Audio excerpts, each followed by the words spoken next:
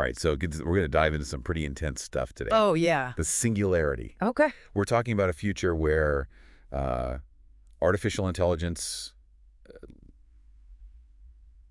surpasses human intelligence. Right. Changes like everything we know about Yeah. everything. Yeah. And our guide for this deep dive is Ray Kurzweil's The Singularity is Near. Well, what's fascinating about this is that Kurzweil is saying that this isn't some far-off, sci-fi fantasy. He thinks that the stepping stones are, already in place. Okay. We're on this, fast track to this, massive shift. So no flying cars yet. Not yet. Bummer. Okay. Yeah. So let's unpack Kurzweil's, core idea. Okay. This law of accelerating returns. Yeah. It sounds a little intimidating. It's actually pretty simple. Okay. Basically, what it means is that technology doesn't just improve linearly. Right. It accelerates. So each breakthrough fuels even faster progress. Gotcha. Creates an exponential curve upward. So comparing the first computers to today's smartphones. Yeah. A huge leap in power. Yeah. And affordability. Absolutely. In a relatively short time. Yeah, exactly. And Kurzweil uses the striking example to illustrate this. Okay. The cost of sequencing a human genome, it has plummeted by an astonishing 99.97% since his previous book. Talk about a price drop. Right. So what does that mean for us, practically? Yeah. Are we all getting our genes mapped now? Well, it opens up incredible possibilities for personalized medicine. Okay. Imagine diagnosing and treating diseases based on your unique genetic makeup. Wow. This could completely revolutionize healthcare. Okay, that's incredible. Yeah. But Kurzweil doesn't stop at faster computers No. and cheaper gene sequencing. Right. He goes all in on artificial intelligence. Of course. And it's exponential growth. Yes. He even predicts AI creating convincing human replicants, which he calls afterlife avatars. Yes. So he's suggesting that AI won't just pass the Turing test. Right. That benchmark for exhibiting intelligent behavior. Okay. But go way beyond Right. potentially mimicking humans so perfectly that it becomes difficult to distinguish between real and artificial. Okay. That's where I start to get a little freaked out, not going to lie. Yeah. Is this really possible? Well, Kurzweil believes that the seeds are already planted. Okay. Think back to Google's Talk to Books. Okay. You could ask it a question, Right. and it would pull up relevant answers by actually understanding the meaning of your words Okay. and comparing them to millions of sentences. Gotcha. It was like a glimpse into AI's potential to comprehend language. Right. Like humans do. Like humans? Okay, I see his point. Right. So if AI is on this path of rapid development, Yeah. what's at the end of the road? Right. That's where the singularity comes in. That's right. The singularity, Right. as Kurzweil defines it, Right. is the point where AI surpasses human intelligence, leading to rapid and profound changes that are difficult to fully predict. Right. But he's arguing that it's not some abstract theory. Okay. He sees the building blocks already falling into place. So this is more than just Yeah. one day robots will take over the world. Right. Okay. He discusses, for example, Okay. the potential for connecting our neocortex to the cloud, which could massively expand our cognitive abilities. Wow. Imagine having access to virtually unlimited information and processing power. That sounds amazing. Yeah. And terrifying at the same time. Yeah. What about the potential downsides of this rapid progress? Right. Like job displacement, misuse of AI, ethical concerns? Absolutely. He acknowledges the potential for job displacement Okay. and the ethical dilemmas that we'll face. Right. He even has this really thought-provoking quote. Okay. The primary struggle will then be to satisfy higher levels of Maslow's hierarchy. So if AI can solve our basic needs, Yeah. food, shelter, even healthcare, what will we strive for? Right. What will give our lives meaning? Yeah. That's a pretty deep question to ponder. It really is. Okay, let's back up for a second. Okay. What are some of the specific examples Kurzweil uses to show this law of accelerating returns in action? He points to the meteoric rise of social media and smartphones. Right. They've completely transformed how we communicate, Yeah. access information, and even experience the world. It's crazy to think how quickly we went from landlines I know. to smartphones that are basically mini computers in our pockets. Yeah. And social media. It's Mhm. you went from 0 to 60 in the blink of an eye. Exactly. And that speed of change is like a crucial element of the law of accelerating returns. Right. But social media is just the beginning. Okay. Kurzweil delves into even more mind-blowing advancements in AI. So we're talking about more than just funny cat videos and viral trends. Much more. Okay. Think about AI mastering games like Jeopardy and Go. Okay. Even beating the world's best players. Right. We're seeing AI being used to drive cars, Yeah. write articles, diagnose diseases, Well, and even pass the bar exam. hold on. Yeah. AI passing the bar exam. Yes. That's seriously impressive and maybe a little scary. Yeah? Does this mean lawyers are going to be obsolete? That's a question for further down the line. Okay. But it highlights the incredible progress in areas like natural language processing and Right. machine learning. Kurzweil even talks about AI models that can perform across multiple domains. Wow. He mentions Gato, Gato. a single system developed by DeepMind Okay. that can play video games, caption images, Wow. and control a robot arm. That's incredible. Yeah. So it's not just like specialized AI. Right. It's becoming more general, more like human intelligence. Precisely. And this brings us closer to that vision of AI that can learn and adapt Yeah. across various tasks. Nope. But you might be wondering, can AI be creative? Oh, interesting. Can it understand something as nuanced as humor? Yeah. Humor seems like such a uniquely human trait. Right. It's hard to imagine like a machine getting a joke. Yeah. Is that even possible?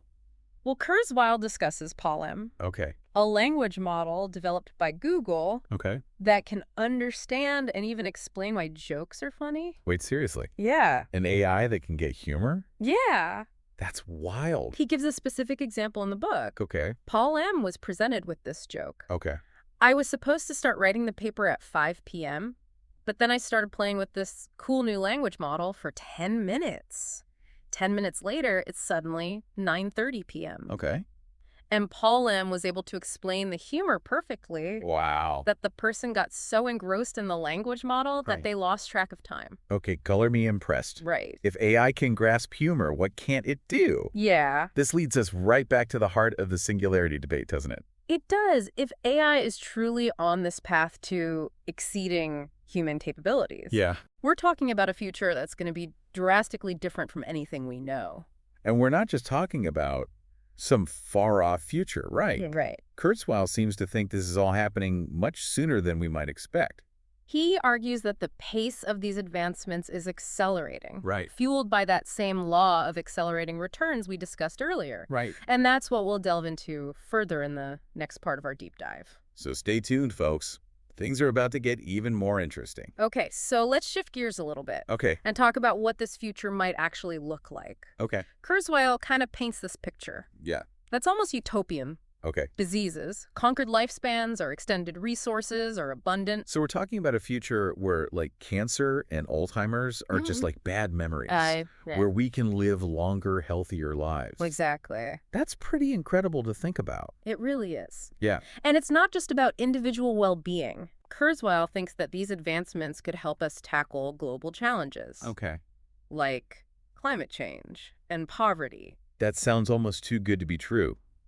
It does. But what about the other side of the coin? Right. We've talked about job displacement Yeah. and misuse of AI. Uh-huh. What other potential downsides should we be considering? Well, one concern that Kurzweil highlights is the potential for unintended consequences. When you're dealing with technology this powerful, Yeah. even small errors or miscalculations could have like massive ripple effects. So it's not just about malicious intent. Yeah. It's about the possibility of like Right. AI making mistakes, Yeah, even if those mistakes are unintentional. exactly. And as AI becomes more integrated into our lives, those mistakes could have really serious consequences. It's like those sci-fi movies Yeah. where like a supercomputer takes over the world Yeah. because of like a simple programming error. Yeah. Is that something we should actually be worried about? Well, Kurzweil doesn't dismiss those concerns entirely. Okay. He emphasizes the importance of developing AI systems that are aligned with human values. Okay. So it's about ensuring that they remain under our control Right. and don't pose a threat to our existence. So it all comes back to responsible development. Right. We can't just blindly chase technological advancements Yeah. without thinking about the potential consequences. Exactly. And it's not just a responsibility for scientists and engineers. Sure. This is a conversation that needs to involve policymakers, right? ethicists, Yeah. and the public at large. Because ultimately the future of AI and the singularity Yeah. is a future that we'll all be a part of. Right. It's not something that's happening to us. Right. It's something that we're actively shaping. And that brings us to another crucial point that Kurzweil raises. Okay. This changing definition of what it means to be human. Yeah. As technology, particularly AI, becomes more integrated into our lives. Yeah. Those lines start to blur. Absolutely. We're already seeing that happening, aren't we? Right. Our smartphones are practically extensions of ourselves. Yeah. And we have wearable technology tracking our every move. Exactly. Where does the human end and the technology begin? Right.